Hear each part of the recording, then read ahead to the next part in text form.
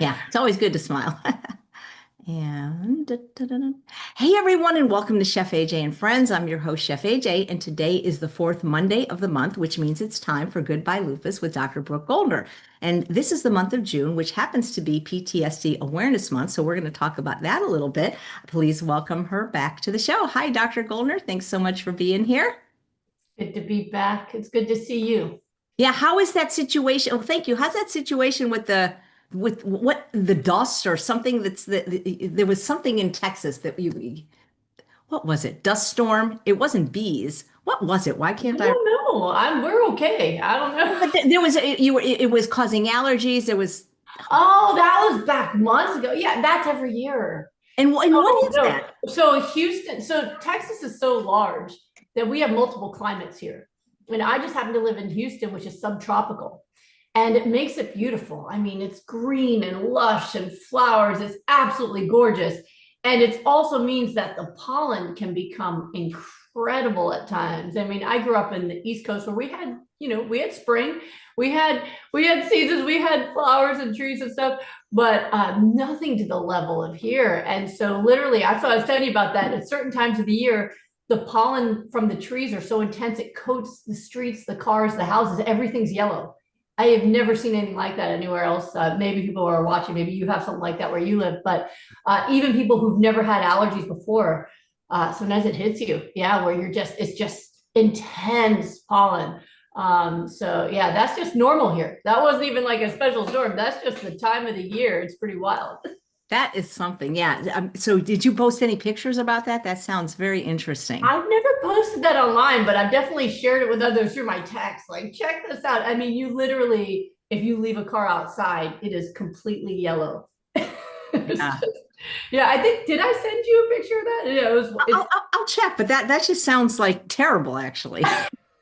I mean, it's what we have to, but it's funny when we lived in California before Texas, and my husband had lived here before, but I never had. And he goes, "You realize that there's a lot of bugs there." I go, "Bugs? I've seen bugs. It's Southern California, not really. You could have an open hair living room and with just windows, everything open, and nothing comes in." I said, "I've lived with bugs. I'm from the Northeast." He goes, "No, no, no, not like this." And it's true. I mean, the plants, the bugs, it's all the reason why we have such beautiful foliage and everything here. Is everything's thriving. But yeah, it can be a lot sometimes. With people with certain health conditions, would that be a problem, the pollen? Maybe. I mean, I think more for people who tend to be more allergic. I've never been a very allergic person, just dust. If it gets dusty, my nose runs, but nothing too big.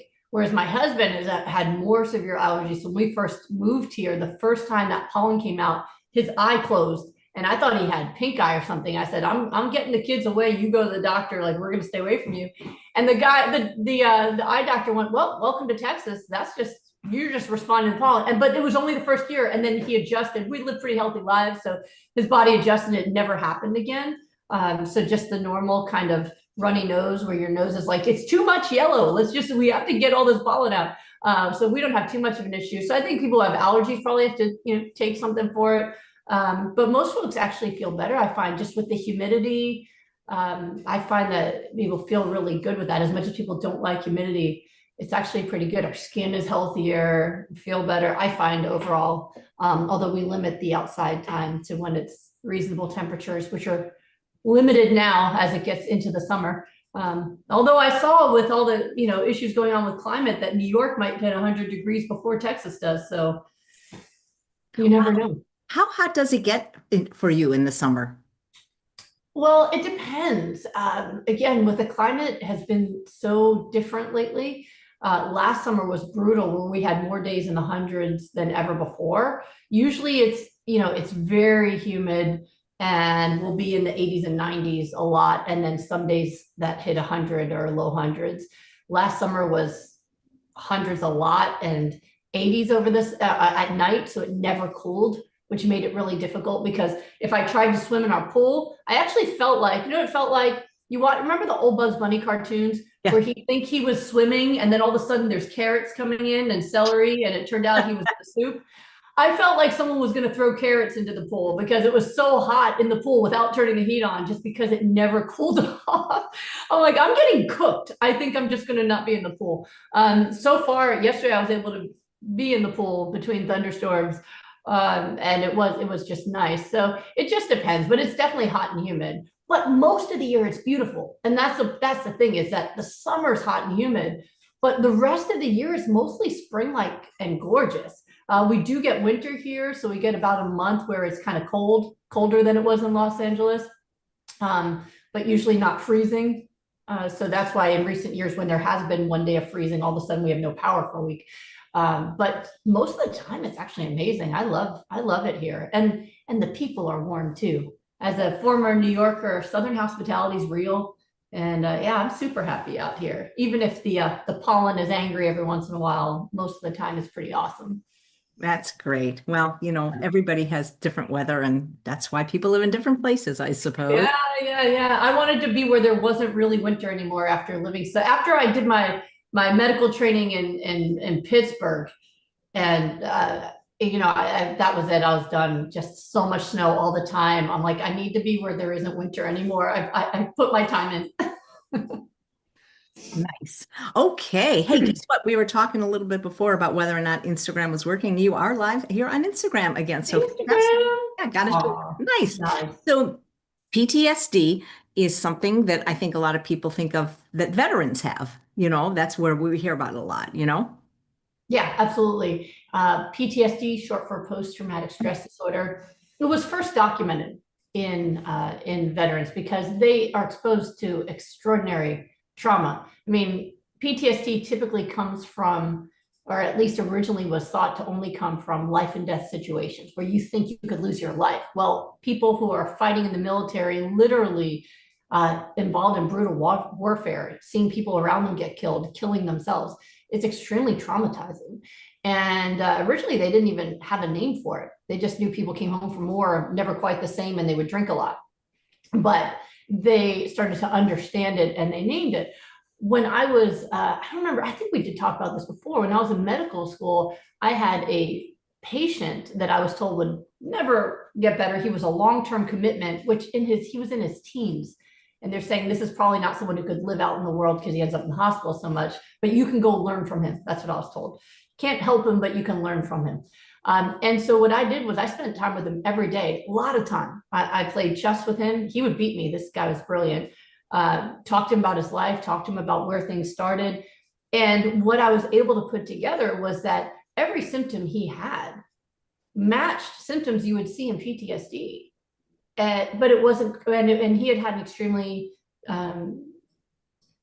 difficult childhood. He had a mother who was an addict. He was shifted from house to house. He had a good friend who actually was beaten to death by her father, child abuse. He was abused himself. And I did a whole presentation on how I believed he had PTSD. And the doctor in charge of me at the time, the head of the psych area, he told me, no, you can't get PTSD from child abuse. That is something that happens to veterans. I wish I'd published it because now we actually have something called CPTSD, which is complex PTSD that's caused by abuse and trauma from childhood. It has now been accepted. I was ahead of my time, but I didn't have the support that you can get the symptoms of PTSD from trauma from childhood, from abuse, from rape, from things where you weren't going to get killed, but it affected your brain. So PTSD now is considered to be a psychiatric condition that can occur in people who have experienced or even witnessed a traumatic event. There were people who developed symptoms of PTSD just from seeing traumatic events on TV, like watching the World Trade Center when that happened, when they were hit by the planes on 9/11, that we can even witness traumatic events and have this. And so there's actual physical changes that happen in the brain that are fueled by these traumatic events. Now, not everyone is as equally susceptible to these. Some people are more resilient, and we've talked about it before. We can talk about that here too. But these are actual changes in the brain. And when it comes to experiencing these changes in the brain, they can be temporary, which we actually call acute stress disorder.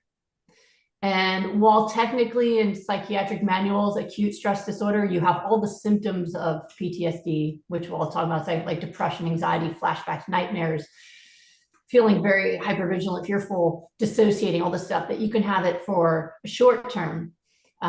Technically, they consider it to be days to a month versus PTSD, which is months to years.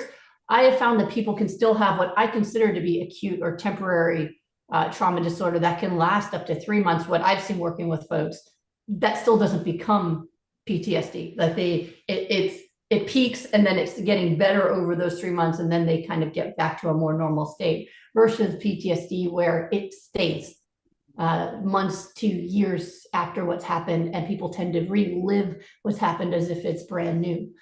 So it is normal after something really traumatic to relive it. I don't know if you've ever had experiences like that. I definitely have. I mean, I was in a car accident where I actually broke one of my vertebrae when I was 18. And for the first week in the hospital, I kept waking up to the sound of the crash, and then heart racing and stuff. But by the time I left the hospital, I stopped reliving it. Now, my mother, who was not in the accident, but saw my car as she was driving to the hospital completely smashed, where they ripped off my door to rescue me, she to this day still has, things that affect her from my car accident. The fear of losing me created trauma for her. And that was in the midst of me also getting the chemotherapy and everything else. I put my mom through so much. But that first week, I was reliving, right? And feeling that fear, but it didn't continue on where I continued to have fear. Losing my son, I definitely had months of having these kind of symptoms, which I don't experience anymore, but it was from acute severe stress, right? So we can have it where it affects us short term, and then it can stay with us, what we call PTSD. So right now it's PTSD Awareness Month, so we can talk about that more. But when you have this condition, it's not just about feeling more fearful. It can disrupt your whole life, your education, your job, how well you get along with others and how you react to others. People get more easily triggered, where you can get angry or anxious from something someone says or does where they don't mean any harm. And it affects your physical health. It affects your ability to enjoy things around you. And it raises your risk of other conditions, mental, like depression, anxiety disorders, issues with drug and alcohol use, trying to just feel better, as well as raises your risk of things like autoimmune diseases and cancers and other conditions that have all been linked to the brain staying in this state of very high stress. So it's a really important thing to bring awareness of, because what I've found over the past 20 years of practicing is that it's actually more than 20 years. Oh my goodness. How long have I been doing this? 20, more than that, let's just say.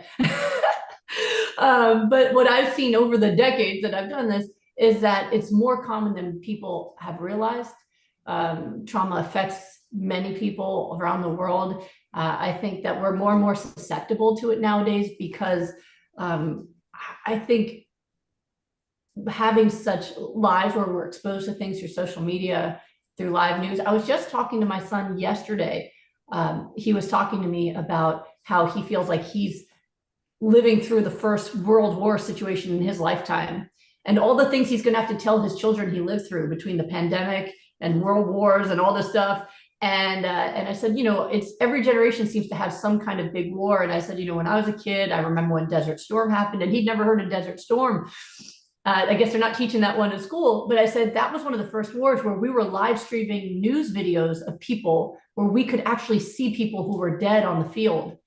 And previous generations, like when they went through Vietnam War and stuff, they didn't see live stream videos, right? And so people weren't exposed to war as much. Besides the soldiers, people at home maybe saw a photograph here and there, but didn't get to witness it in the same way. Nowadays, it's way worse. People living through it right there in the moment. The videos we have of, what happened in Israel, October 7th, where there's videos of people being kidnapped or being killed. And we can see that people are much more exposed to violence and trauma. Even, the video streams we see, not to leave out all of it, that we see every day from Gaza, the videos that we see from Ukraine, all of these things, we're seeing violence in real time.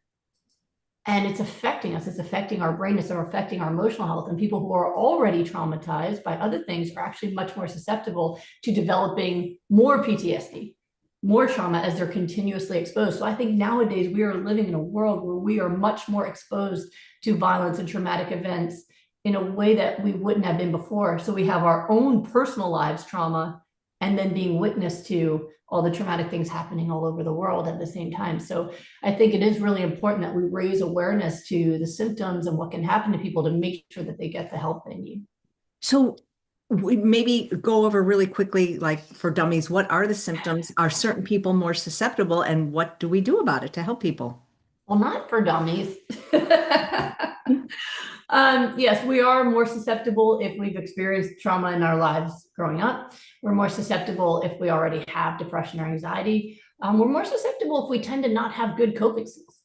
Meaning there are folks out there that they do well when things around them are going well, but if things are going badly, they don't really know what to do besides maybe have a drink, right? That they don't have the coping skills to be able to notice when they're stressed and what to do to feel better. I'm actually working with someone right now who did rapid recovery with us, who said that for the first time now, instead of just wearing herself out until she can't move, she now is feeling so much better that she notices, hey, I'm starting to feel a bit stressed. I need to go and take a break and go sit in my massage chair, or tell my husband to watch the kids so I can take a bath. Whereas before she wouldn't have even noticed the early signs of I'm starting to sink, but just would have found herself sunk at the bottom. So being able to be self-aware, people are not aware of that and able to do healthy coping tend to be more likely to develop it as well. Or just when you've had severe enough trauma, when if you almost lose your life or lose someone that you love in a traumatic way, you're more likely to develop something like this.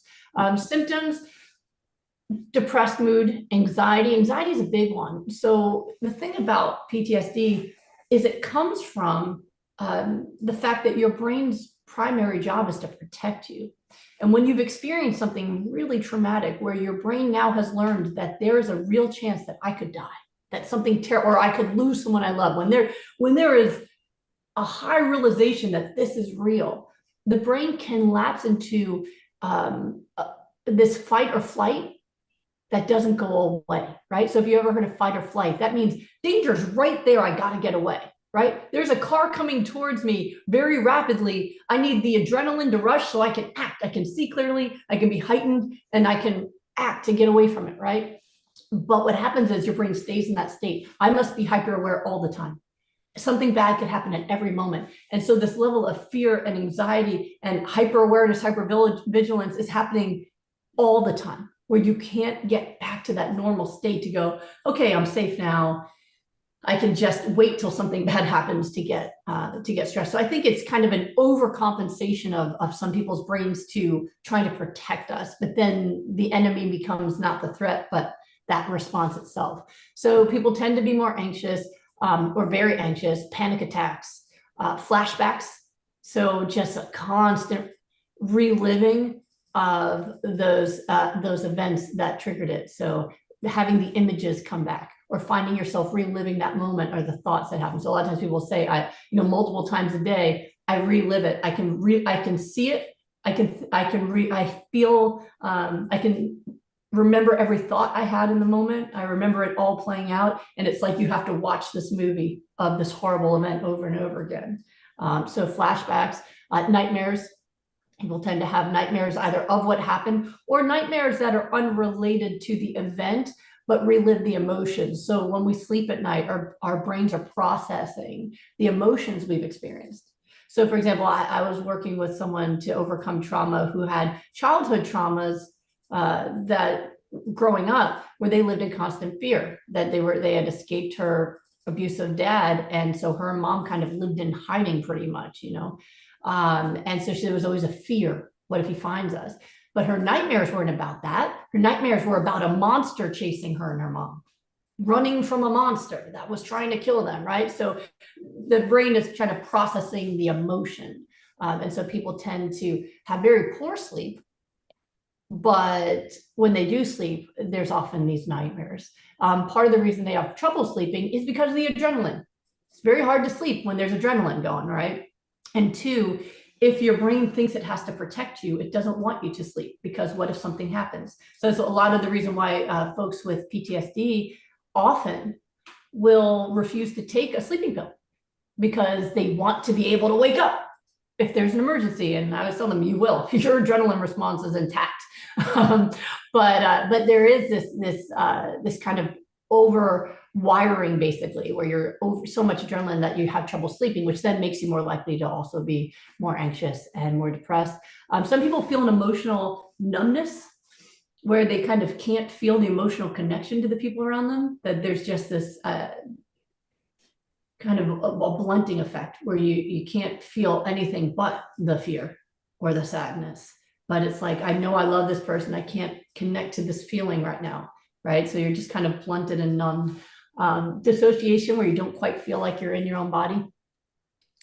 And then things like just not being able to enjoy the things you normally would. You're there, you're present, but you feel like you can't connect to the joy anymore. It's also something we see in depression. There can be physical symptoms as well. Sometimes people report that they just have more chronic pain and headaches. Other folks feel like they can't feel their body at all, especially acutely in the beginning. But over time, it can lead to more issues with chronic pain. And then cognitive and memory difficulties. Your brain is not functioning in a normal way, so it's very hard to process information, store information, and you can kind of feel like, wait, what happened? What did you say? Really difficult to just do everyday tasks. So there's more of it, but I think it's important to understand that those things can get better. The other things that people don't realize that we've kind of talked about a lot more is how it increases your risk of chronic diseases. So there's been studies done, like in 2020, they studied over 120,000 active US military personnel with, and found that people diagnosed with PTSD had almost a 60% higher risk of developing autoimmune disease. That's a huge increase, 60%. Anywhere from RA to inflammatory bowel disease, lupus, multiple sclerosis. It's also related, PTSD is linked to a much higher level of inflammatory factors in the blood and the cerebral spinal fluid. So just inflammation everywhere and constant increased cortisol, which affects immune regulation as well. And they've also found links to other diseases. We've talked about cancer, other diseases where they find that there's a high link between PTSD and those diseases, which makes sense because, again, if PTSD raises chronic inflammation is a key trigger for most diseases that people live with, from heart disease to cancers to autoimmune diseases. So I think your genetics probably determine what that chronic inflammation triggers, but it is linked to a high increase of chronic inflammatory diseases. And I think, as this might be difficult to hear, and I'm always trying to make sure people stay hopeful. The good news is there are things you can do. You can recover from it. There is something called neuroplasticity. Have you heard of neuroplasticity? Yeah, the brain, it can be kind of fluid or change. Yeah, which is it, right? I mean, so basically it means that our brains are constantly able to grow and change. It's not always easy, right? But if you've ever learned a new skill, if you've ever learned a new language, if you've ever created a new habit, if you've ever recovered from an injury, people who have brain injuries do recover. It takes time, but they can, right? So that is neuroplasticity, is our brain has the ability to heal itself also, just like the rest of the body. It can adapt to new environments and challenges. It can adapt to and recover from trauma as well. And the more you do to redirect the brain, the faster the healing is. So for example, if you're trying to learn a new skill, like right now, my husband is obsessed with becoming fluent in Japanese. We went to Tokyo last summer. We just got back from Tokyo again. It's his favorite city ever. That's where he went to high school, absolutely loves it. And he wants to be fluent. And he spends every free moment he has on Duolingo. And now he's in chat rooms where people are trying to learn English and people are trying to learn Japanese, and they practice talking to each other. So he is reprogramming his brain using neuroplasticity to create something that he didn't have before. And what works best is repetition and practice. So there's a reason why people who maybe see a psychiatrist once a month might find that they continue on having these symptoms versus even once a week, versus, for example, in my rapid recovery group, we work on emotional stuff every day. And we've had a lot of folks with trauma say, this is the first time I haven't felt anxious.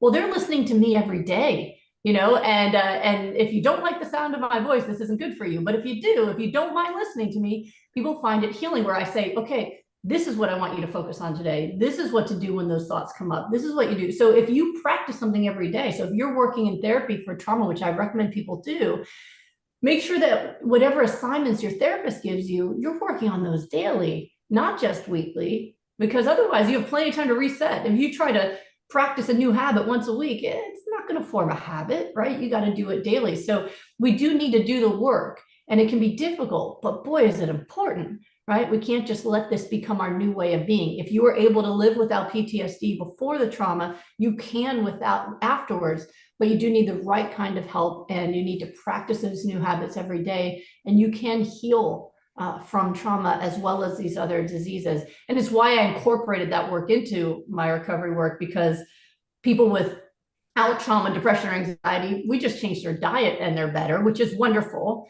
And then for the rest of folks, we need to do both, because if your moods are generating inflammation, we have to address those as well. But it is not like it's not doom and gloom. It's not that you'll never be better, but it does take daily work and effort. I did that for myself, overcome my own trauma, to be able to get to the point where I can say, I am happy, I am not traumatized, I'm living my life, right? That you can do that, but it has to be a conscious effort of recovery where you get the right support and you do the work for yourself daily to help yourself get out of it again.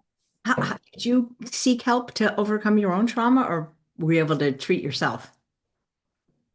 It was a bit of both. So being a trauma specialist, I found that it was interesting. I haven't really talked much about it at the time. I think I'm at a place I can now, but at the time that when we first lost our son, it was very traumatic and sudden. It was an accident. We didn't, it's not like when something's coming, it's different.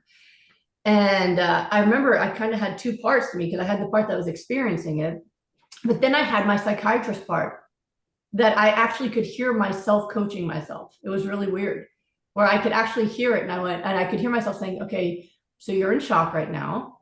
You're experiencing trauma. So this is what you need to do. So I was literally coaching myself, right? You need to drink water. You need to have that smoothie. You need to stay with people. You need, so I was experiencing all of these symptoms. And then I also was experiencing myself as my own coach. And I remember even at the time I was like, this could help people, but I'm not going to worry about this. I'm just going to get through this, and then I'll figure out how to share it later. And at the same time, you should never try to heal yourself. When it comes to emotional trauma, you should seek help. So I actually did also seek out a trauma therapist, because I wanted to make sure I wasn't telling myself that I was better, but that someone else would be telling me that too, because I also can't do the work I do if I'm compromised, right? I need to make sure that I'm in this right place.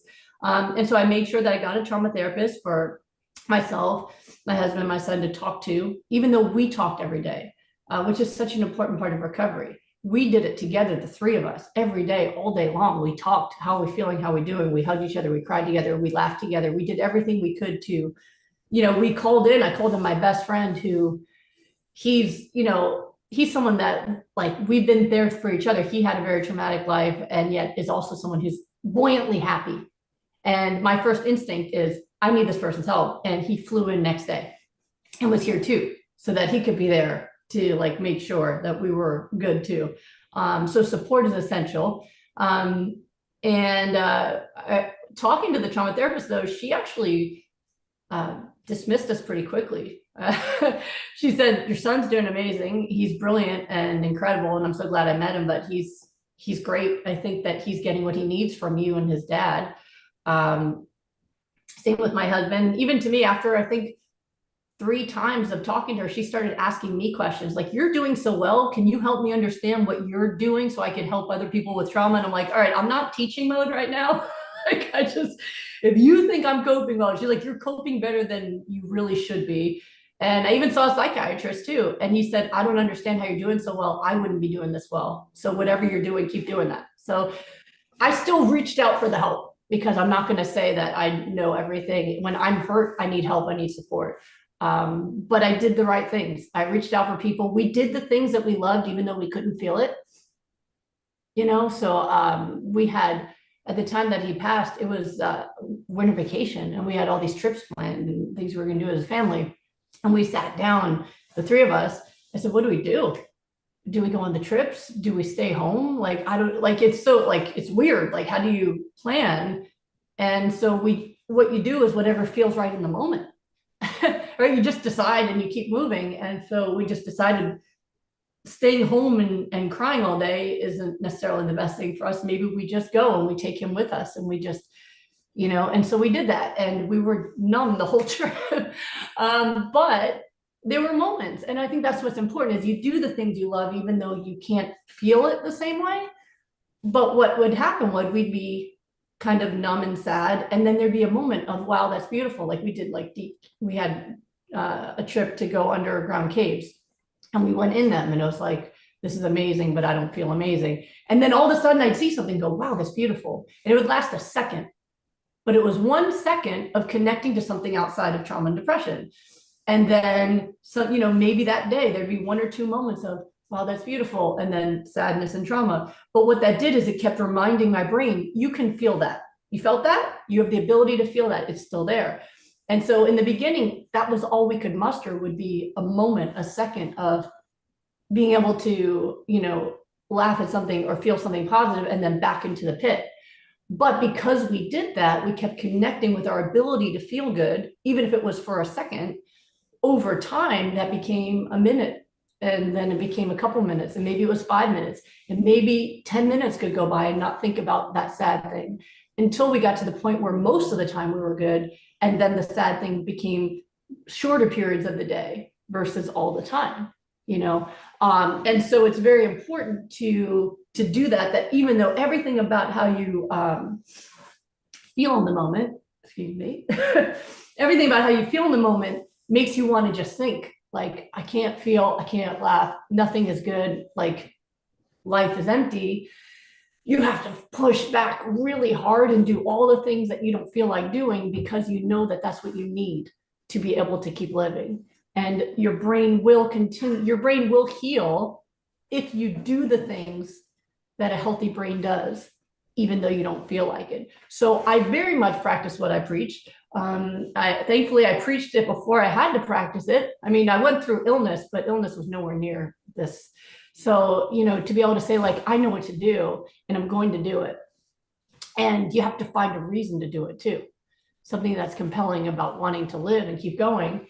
And then you do those things every day. And so in the beginning, you might do those things every day because you intellectually know to do it, like I did, or because you have a therapist telling you to do it every day, or you're in my group where I'm like giving you assignments to do it every day. For whatever reason, at first you're doing it only because you're supposed to, basically, until the point that suddenly you start to feel the benefit and you go, oh, I felt that. That was good. In the beginning, it takes a big act of self-care to even feel a little bit. Like, if we hadn't had such amazing trips planned, I don't know that I could have felt anything, but they were really amazing. Like, I felt like if we weren't in drama at that moment, we would have spent the whole time like, wow, but it was like a moment, a second. But you have to do it because you need to, and eventually you start to feel it. So to create neuroplasticity and healing, we have to do the things happy people do. We have to reach for those moods. We have to surround ourselves with the support and allow that in, because if we sit with our own brains when we're in that level of trauma, our brain, it's going to lead us to continuing to feel that low. Well, I think the way you handled it was nothing short of extraordinary. And, when I think about grief, even without trauma, is very, very difficult for people. Yeah. It's horrible. But you have to keep living for the people who aren't here and for yourself. You deserve to still live and have a good life, even if others can't. And I feel in some way we owe it to them to do so. I wish you could just really write a book on this, because this is such an important One day. thing. No, and the thing is like, maybe you could give advice to those of us, like, when this happened to you, like, is it, you never know what to do with other people, because you don't want to bother them, but you want to let them know you care. And that's always been a struggle for me when I see people going through things, because it's like, part of me is like, well, I want them to know I care. But it's kind of like with me with my lung cancer, people are like, oh, should I do you have advice for the other people, how we can help people that go through grief or trauma or PTSD? What's the best advice? One would be to ask them, but I also, and I think people may respond differently to this. But I actually felt like what helped me the most was when people focused on all the positives and good things, like, hey, do you want to come over? We'll make you a big salad, come over. Well, and then we just and then they talked about funny things going on in their lives and other things. What was more difficult was when people would just want to talk about the loss instead, like, oh, we're sending you all our thoughts and prayers, and we're so sorry for your loss and everything. And like, no, we don't, like, for us, and I know my family felt the same way, that actually triggered more grief feelings. Because maybe in that moment, I wasn't in the grief space. Maybe in that moment, I happened to have been, in a more positive state. And then I get that message, and then I'm like, oh, grief, yes, So I know we all kind of felt that way, where we preferred when people reached out in some positive way to just be cheerful and not talk about it, because we already know what's going on. We already know what we're dealing with. So the fact that you're reaching out in any way already shows you're thinking of us and you care. But to reach out in a way where you're like, hey, I just want, something really funny happened to me today, and I thought of you because I know you love a funny story. That keeps us connected to our positive place and our hope and our happiness, versus, hey, I just wanted to remind you that you're going through something terrible. I don't know if do you feel that way when people reach out and they say, like, just sending you hopes and prayers? Does that make you feel more like, oh, I like that, but the hardest thing, especially the day after the infusion, when I'm already knocked out, when it's like, I just don't like it when people ask me how are you?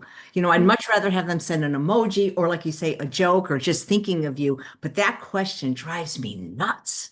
Okay, see, and so that's why it's good to ask, because some people appreciate it and others are like, I know when I was sick, I didn't really like to talk about the lupus and the chemo and all that stuff, because it just reminded me of lupus and chemo, and I tried to keep that in a box, or it's like, that's why I took 7 pills in one swallow when I was 16, because taking 7 one at a time was like lupus, right? So I just learned how to swallow them all in one shot, because I wanted to put it away and then just be a student going to school and other things. So I preferred, when I hung out with people, and it's why I didn't tell a lot of people what I was going through, I preferred it to be about all the other stuff that made me who I was, living a normal life, rather than the thing that's wrong. So I do think everything that connects us to the good parts of our life, that remind us of who we are rather than what we're going through, is helpful. So now I know that I won't ask you how you're doing anymore. No, I mean, no, I know, but seriously, it's such a good thing to share. But I think that on the one hand, if it's once in a while, it's all right. But if it's constant, it's like, oh, I really want you to just like I said, once someone reaches out, we already know they're thinking of us. So that's already nice. We don't need it to be, I'm thinking of you because I know you're going through something awful, and you're like, oh, I don't want to think about the awful.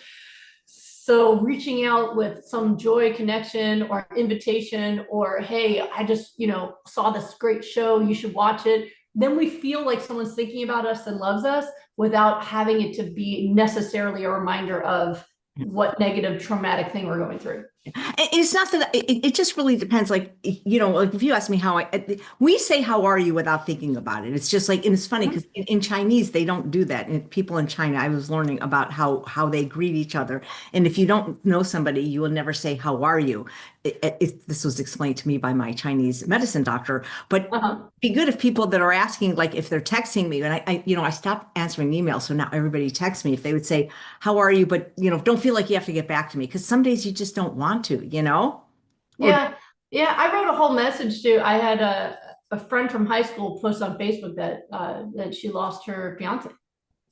And I wrote her a whole thing on Messenger about just what helped me the most getting through trauma. And I said, you do not need to reply, like, or even mention you saw this, because you might not even be in a place where you're ready to. But if and when you're ready, this is just what I wanted you to know, about like how it will get better. And here's what you can do to help yourself each day. And just know that I'm sending you lots of love. And if you ever want to reach out to me, I'm here. And not. And that's it. Like, I just put it there, and just, because we haven't talked in 30 years. It's, Facebook level, like liking a picture kind of thing, not a, like, I don't have her number anymore, but it was just kind of one of these things where it's like, I have advice. I've been through some stuff, and I just want to know it's going to be better, right? But I'm not going to continue on. I don't want her to feel like she had to reply to that. It was just kind of like, nobody knows exactly what it feels like. And I can't say I know what she feels like, and I found that to be difficult too, as sometimes people reach out and be like, I know what you're going through. And I found that to be invalidating. Yeah. If you don't. It'd just be good, like if you say, I'm thinking about you, and if you want to share it, please do. And if you don't, but it gets overwhelming. And the thing I cannot stand about text messaging is like, I'm in all these groups and people have the thing, like every time you send something, they have to like respond in like, like with the ha ha, that drives me nuts. Like, why do we have to then do you know what I'm saying about text messaging? Like the ha ha or liked it. Like it just makes so much more communication than we need. Oh, you mean like the when you just you can react to a text? Why does everybody have to react to every text? It's like, oh my God, there's just I think it's an acknowledgement you saw it without having to come up with a reply.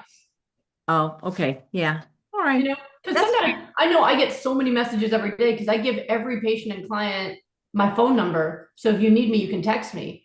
And it's a lot, on a daily basis, it's a lot. And so sometimes if it's just info, I'll just like it so they know I read it. Like it's like an update, but I don't really have anything like, okay, you're doing good. That's okay. I'll just like it versus, when it's something where they're asking me a question that I have to synthesize an answer to. So I use it as like just so I saw it. I see. Okay, well, that's a good reason. Maybe there could be like an emoji for like received and end of conversation or something. I think that's what like is for, and now they have it where if you don't want to say like or dislike or haha or love, you can choose the emoji.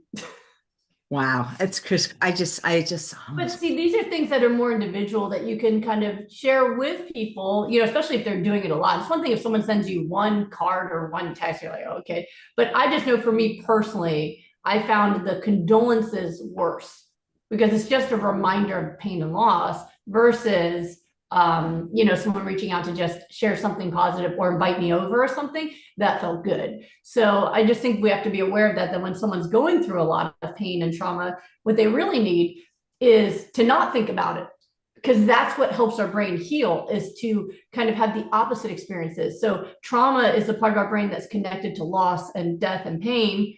And so then there's the other parts of our brain that are associated to joy and laughter. And the more we can flex those muscles, so it's not a muscle in your brain, but you know what I mean? More we can use those parts of our brain, the more we can balance that out and spend time outside of that trauma mode, the more healing we can get.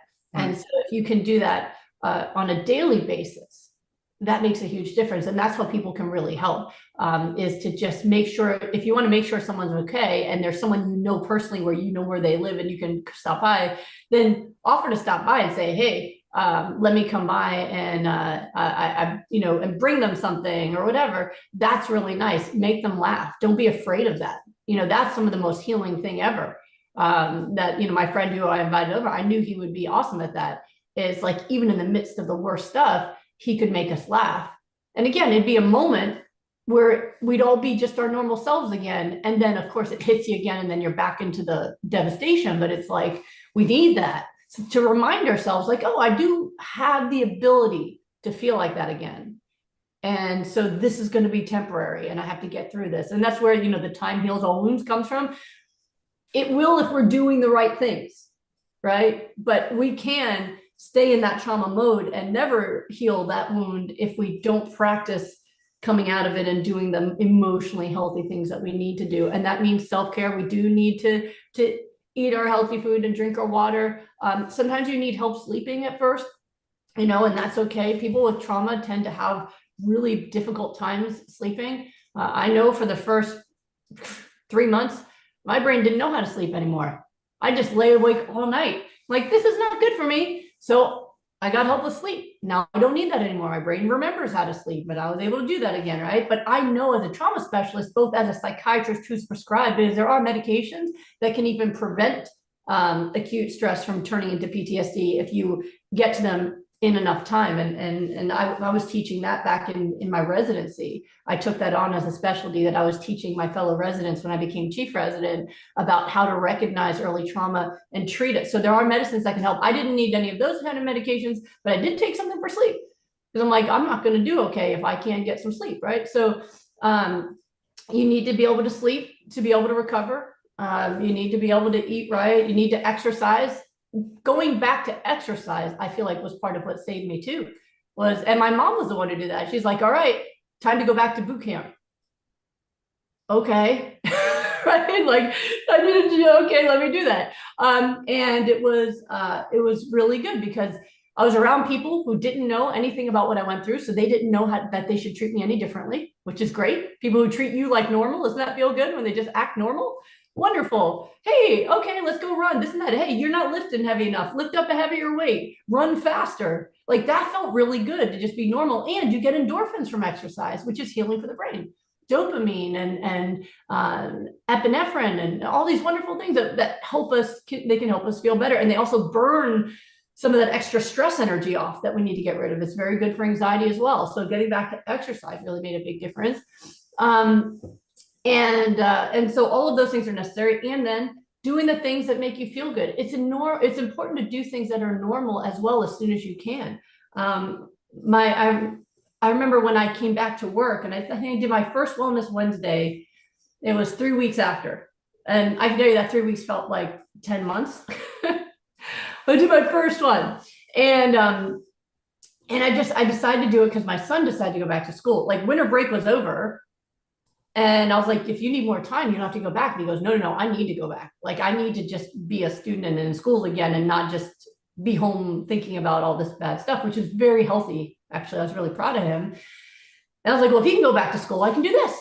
And so I did it, and I found, wow, it's interesting. While I'm answering questions about health and autoimmune and lupus, I felt more normal, right? So it was like, all the time that I was not working, all I had to focus on was my grief and my trauma. And then for that time when I was working, I was like, oh, this feels a lot better. I'm focusing on someone else. And so as I got back to work, I felt more normal. And then all the hours when I'm working, I'm thinking about other people fully. I'm not in my head. I'm not thinking about myself. I'm there with them. And some people even felt bad, like, oh, I don't want to talk about my pain with what you're going through. I'm like, no, it doesn't affect me like that. It actually helps me. So please talk about your pain. I'm going to help you. And I was able to be very effective at helping other people, which was important too.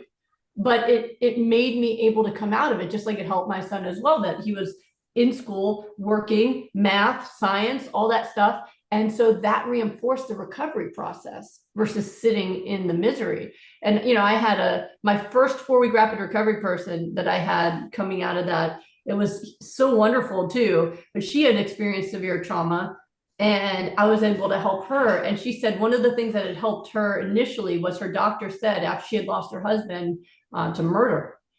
And she said when it first happened, her doctor said, there's 2 ways you're going to go. You stay in bed and you never come out, or you get out of bed and you keep going. He's like, don't get in that bed.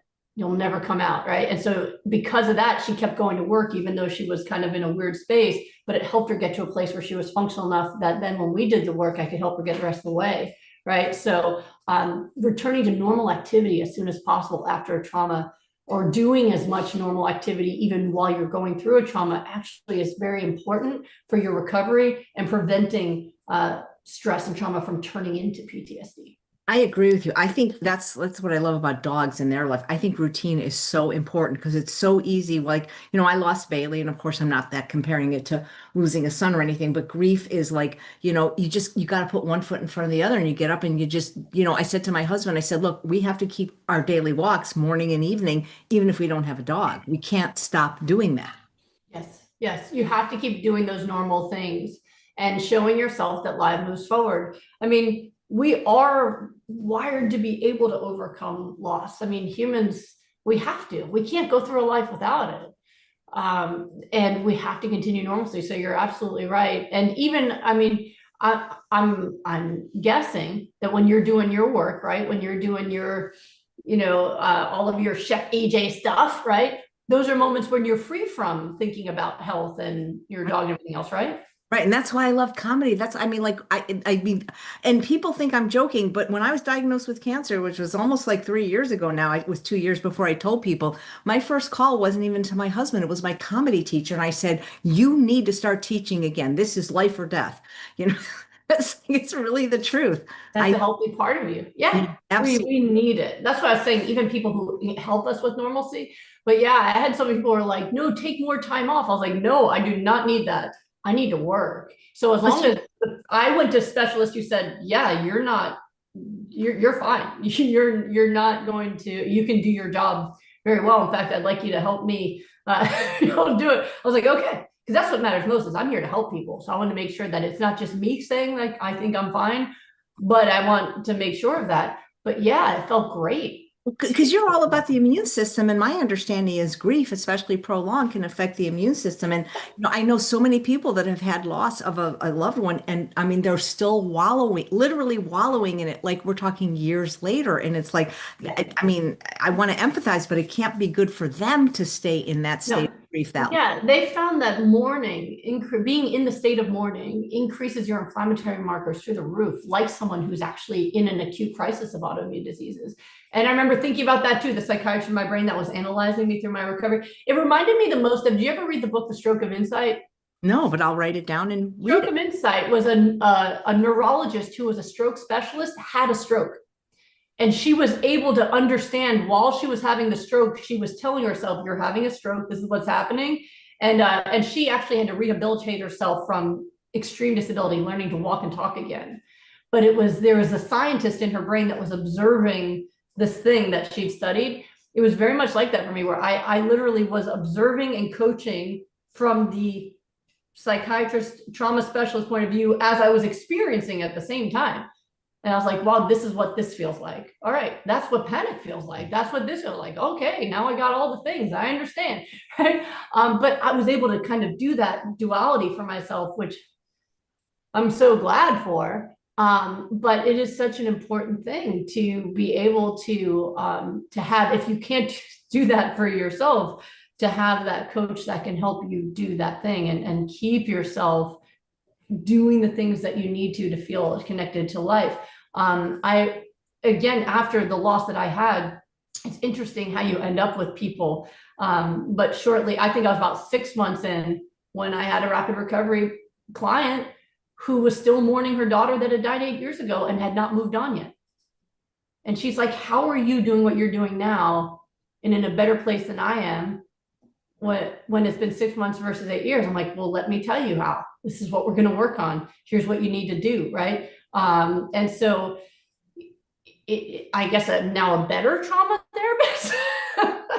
But I'm doing the same things. I actually have now done personally the things that I've been coaching people to do, and it really does work. The focus on life, the permission to keep living, because that's what I found for her and a lot of folks, especially who've lost children or people that they were caretakers for, sometimes feel like they can't give themselves permission, that somehow if I experience joy, then that is not me loving them enough or missing them enough, which is not, like everyone who loves us wants us to keep living, wants us to experience joy. We have to do that for them. I think we take them with us, and so there's so much to it. So we really have to identify too, why have they stayed in that place? And for some people, it's that they don't know how to come out of it. And I can teach them the daily work. And for others, it's because they haven't given themselves permission to come out of it.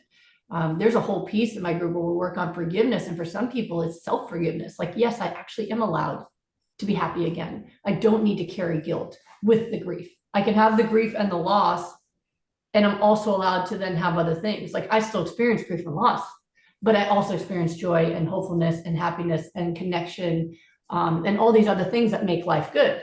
I just have both versus just one, right? And so that's really where healing from trauma comes to. It's not that you just stop feeling the pain of the trauma. It's more like what I like to compare it to is like someone who had an old injury from like a car accident or something, where most of the time they feel fine, but if it's going to rain, it aches.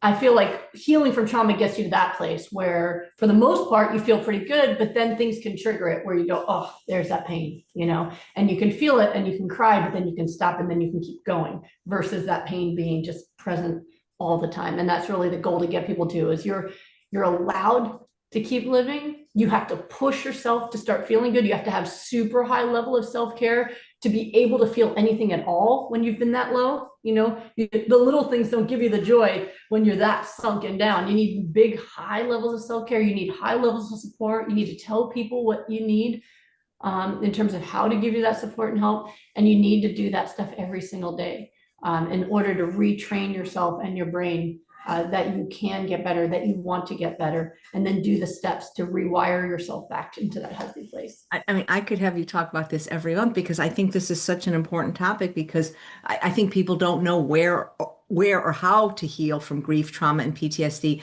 And, the people that I've gone to for my lung cancer that are more alternative, like people in the holistic space, Chinese medicine, naturopaths, all the places that I've interviewed with in Mexico, you tell them your diagnosis. And one of the things they said, well, lung cancer is grief.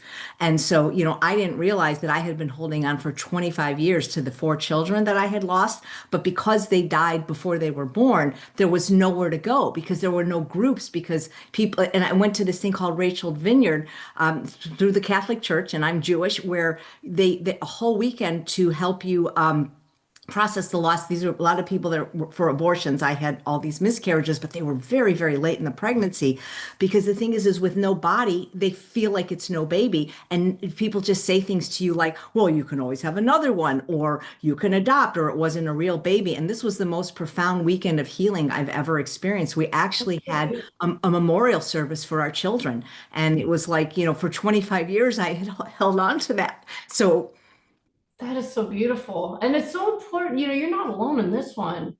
And I don't know if you ever seen it. It's one of the earlier videos I ever did. It's very messy. I had a miscarriage between Solomon and Alex.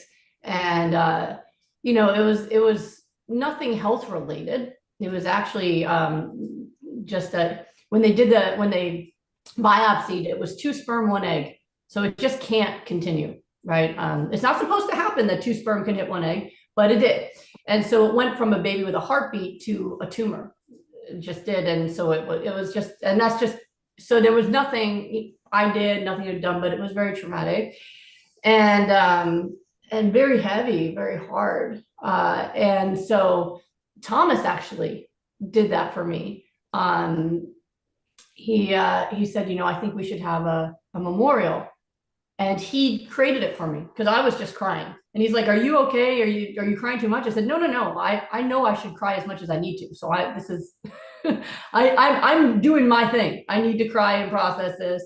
But he created a whole ceremony for us. And it was just for the 2 of us, where he had us each write a letter to the baby. Yeah, we did that too. We did that too. Yeah. And we did a letter and then he printed out a bunch of pictures of our family. And we went outside after Solomon had gone to bed because he was very little. He was like 2 or 3. And we read the letter and then we burned the letters. And then he showed him, here's your family. We love you. We're, your dad, your brother, your mom, we all miss you, love you. And then we burned them to kind of send it out into whatever the universe. And I remember that like that night, the shift that happened, because I went from tears of just loss to, we started talking about like, oh, when Solomon was a baby and things that happened and him and me and all these things. And we went from crying tears of grief to crying tears of gratitude. And that shifted everything where my healing just went, and I was dramatically, but that day alone, that Memorial Day, right, was such a beautiful release to say like, okay, I need to move forward. And so I actually made a sobbing video in my pajamas talking about that night on YouTube. It's embarrassing, but I've never taken it down. I've never edited, where I was just talking about what happened and what we did. And I got reached out to by a friend of mine who was younger than me, who was in training for OBGYN. And she told me that watching that made her decide to change her treatment strategy because they're not taught to console grieving moms. They're taught like this is just medically normal. Miscarriage is a part of pregnancy and it happens all the time. And like you said, you can get pregnant again and you move forward, but there's no therapeutic response emotionally. Well, I'm sorry to interrupt, but the medical profession makes it worse because they don't consider it a baby. They call it a fetus or a bunch of cells. And so nobody acknowledges your loss. It's like, what my doctor did, and I love my OBGYN. She said, listen, she said, I remember saying, I can't find a heartbeat. And I said, okay, do you need me to shift position? And she goes, no, no, no, you need to understand, there's no heartbeat. And we should schedule a DNC for tomorrow. And then she handed me a tissue box and walked out of the room and said, if you need to make a call, let me know. And I just was with the tissue box, like, what just happened to me? And it was the one visit Tom didn't go to because he went to every visit. And that one, he had something else scheduled. And he said, should we reschedule so I can be there? I said, no, no, no, it's just a checkup. I'll be fine. And of course, that's the day. And I was just kind of stunned, like, that's it? Nothing? And so I had told my doctor about it, and I shared my video with her. And she goes, you know, maybe you can help one of my patients because you're a psychiatrist. And she had a baby that had to be removed because it was in the fallopian tube, right? It never planted in the uterus. And she's still in mourning telling me that she had a baby, but it was never a baby because it wasn't in the uterus. It could never have been a baby. And I said, you need to understand that anytime a woman gets pregnant, in her mind, in her soul, there was a baby. In her imagination, she saw the first days. She had a name. She was imagining what they were going to do, where they were going to go, what they were going to be when they grow up. Like, in her heart, that was a baby, and you need to acknowledge that. That's what she needs. You can't tell her that wasn't a baby or a pregnancy because it could never have been. That's technical stuff. Yeah. That's not what her spirit has gone through. And I think that would help her, not just the psychiatric visit, but maybe you acknowledging that she actually experienced a loss instead of telling her that she didn't have a loss because it couldn't have lived. But it's true, that's not really how they're trained in the OB world, which is a shame because even miscarriages are extremely common, but it's never brought up in the first session that, hey, this is the percentage risk that this will never become a full pregnancy. It's more congratulations, and that's it. And then when it goes wrong, oh, oops, let's fix this and keep going. And I think that that is a big trauma that a lot of women go through that's not acknowledged. And my own practice, I've helped women who 20, 30 years later hadn't processed either a miscarriage or an abortion and were still living in shame and grief that never was released. So I'm really glad you had that experience. And no, it was amazing. I recommend it to anyone that had abortion or miscarriage. It was really a profound experience because they acknowledged the loss, whereas society does just, God, we're messed up. How did you become such an awesome, functional human being? I had an incredible family. As we talked about, I come from a family of trauma resilience because my grandparents are Holocaust survivors, helped raise me, and they told me every day how lucky they were and how beautiful life is. And if Holocaust survivors can say that, then that means life is beautiful. And we are lucky just to be here, just to wake up, just because we can continue on. And so I was raised with that. And people who always sought joy. My grandmother was one who, you know, anywhere in the world, if anywhere she was, she heard music, she danced. I still do that. Supermarket, doesn't matter. I'm going to be dancing, right? So she showed me how to seek joy and feel grateful for every little thing around you so that you had a higher threshold for when the big things hit. And she had a lot of other things that she'd been through that were really traumatic, but yet always clung to gratitude. And so I was trained in that. And I was also raised in a family where we talked about feelings and manage them. I mean, even through going through lupus for 12 years of my life, I mean, kidney failure at 16, all of the things that I went through, you know, I had a family that was like, this is something you're going through. It's not who you are. And there is a future ahead. You just got to keep doing the things you got to do to get better and latch on to your purpose in life, because that's what you're doing all this for. And so I just had incredible training from childhood on how to experience pain and loss and illness, but not lose hope and gratitude and joy. And so it made me very natural to, you know, because they don't really teach that in psychiatric training. They nowadays want to train you to be a psychopharmacologist. Here's the drugs for everything. And medications can and do help. I get sad when people say antidepressants things don't work. They do.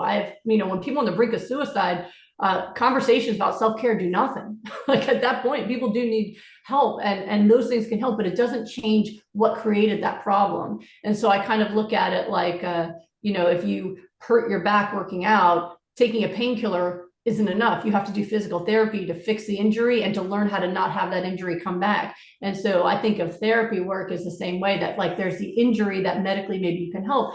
And then there's the emotional therapy part of like, more like physical therapy in the way I do it, in terms of how do we retrain you so that you're stronger and fitter and more able to tolerate this level of pain and grief and able to overcome it and get to a place of joy. So while I have been trained in, gosh, a dozen different psychotherapies, the majority of what I do comes from the work that I had just growing up and learning it myself. And so I've actually had quite a number of psychotherapists come to me for therapy work. I've trained psychotherapists too, but especially after my group, where I've had multiple trauma therapists do my group and say, I've actually never felt so happy as when I was there. And I realized what was left out of my trauma therapy training was how to help people reach joy.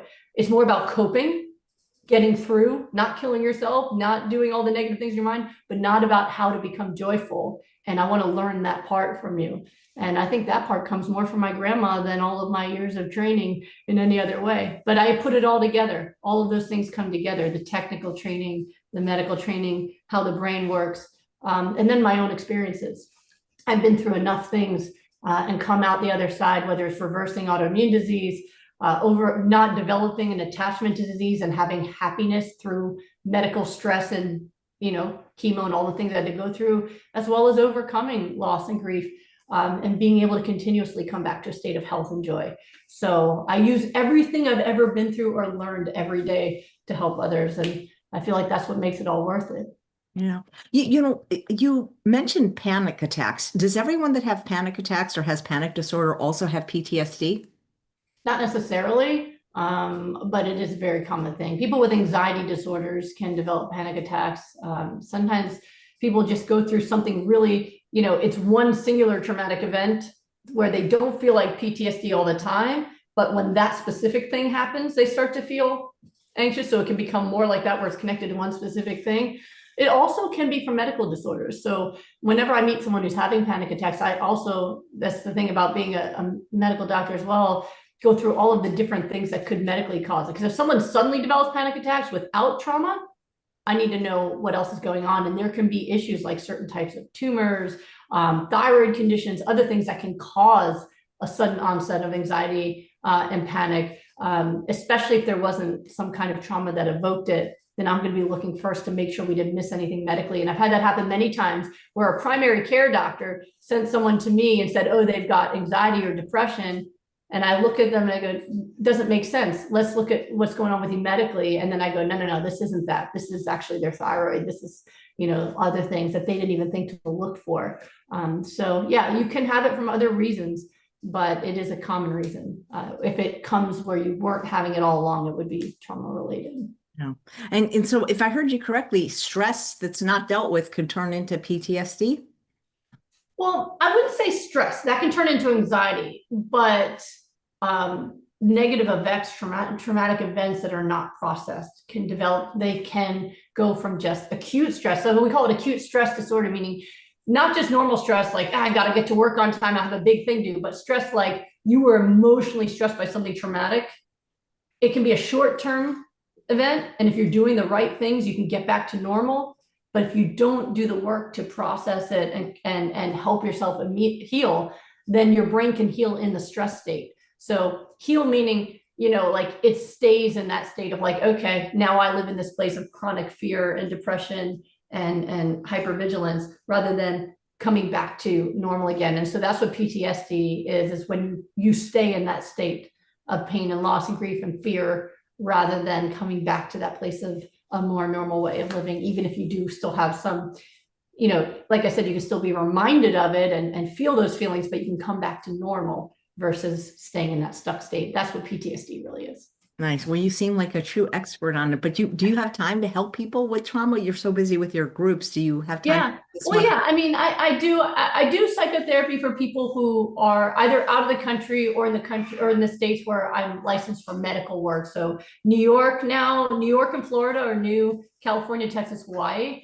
In my rapid recovery group, I don't do it from a medical perspective, but incorporated into the daily work is all the practices that you need to get to yourself to a place of happiness and peace and hope. And that is really essential work for recovery from trauma. So the majority of the work, when we have a group going, my husband and I are working morning till night. We don't have a group going right now because we decided when our son is off we want to not do that because we don't have spare time when we're doing that. But August 22nd, when he's back in school, we have our next rapid recovery group. So we still have spots for that. So the people who know, like, I don't just need to see someone to talk once a week. I need help every day to not just optimize my diet and my sleep and all that stuff, but to work on my emotional health and my thoughts. And so we have a lot of people who sign up for that reason, where they're really just working. They have health issues, but some people really, the majority of what they're trying to do is overcome depression and anxiety and things like that. And they find that it to be really good work. So I actually love the group for that because of that reason. Even if they're seeing the outside of it, they get tremendous help daily. But yes, I do see people. It's harder to get in new folks because I know right now I'm booked out for single sessions till like end of November, or a rush appointment. I add time to my schedule. I could do probably September. But the group's always the fastest way to get in, usually the fastest way, because we usually have them every 2 months. And we have the one August 22nd. So if you know you need that kind of daily work, goodbyelupus.com. I have spots still for that group. Wow. It does sell out because we can't give that level of help to unlimited people. We have a set number, and then that's it till the next group. But right now we still have spots for August. Great. Well, you are awesome. Thank you so much, Dr. Goldner. Yeah, and thank you for letting me come on and talk about these issues for folks. I think sometimes people are so focused on whether it's, which vegetable is the best, and what about this herbal tea or this and that. And the biggest factors that affect people's quality of life day to day are things like our emotional health and our connection to joy and overcoming our grief and all those things. So I think this was an important one to hit today. I loved it so much. Thanks again. You're so welcome. And it's so great to see you. You look gorgeous. All right, I gotta go. I got someone waiting for me. Take care. Bye-bye. And thanks all of you for watching. Bye. Thanks all of you for watching. Chef AJ and friends, please come back tomorrow for a very special show at 11 a.m. We are going to catch up with Heather and Mary McDougall. Mary does not come on very much, and it's been 1 year, actually yesterday, since the death of our beloved Dr. McDougall. So it's a conversation you